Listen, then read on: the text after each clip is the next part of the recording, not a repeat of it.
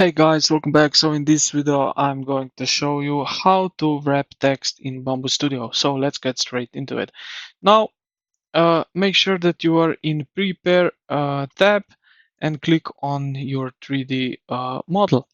Now click the text shape icon on the top toolbar. It looks like a uppercase T with a small a next to it. Or you can press just a T key on your keyboard. Now input your words into the text properties box right here. So I will put wizard house, so my name. Then what we do next. Look down at the surface mode. Um, Choose the option that fits your model. So um, we have surround surface, so surround plus horizontal or surround projection by character. So surround surface is bends the text smoothly along flat curves like around the face of a round coffee mug or a ring. So right here you can see it's a little bit weird because it's not really narrow smooth surface.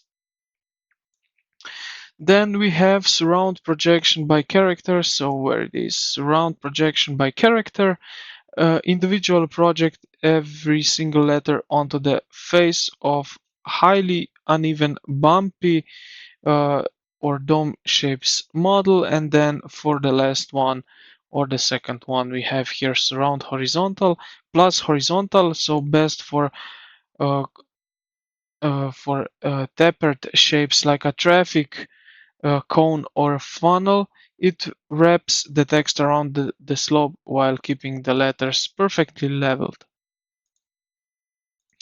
So I can go with this one here, surround projection by character. Um, how you can move this text, you will see here we have this box which appears when you put a text into it. So let me just select again. You will see here. With that, you can turn around this thing to get to and move how you want it. Just like that. Now also what we can change here is thickness, embedded depth, text gap, so we can increase that if we want. So as you can see, we can really do a few changes right here. Okay, angle, we can change this angle also. You can type in, and yeah, operation, part, cut, or modify.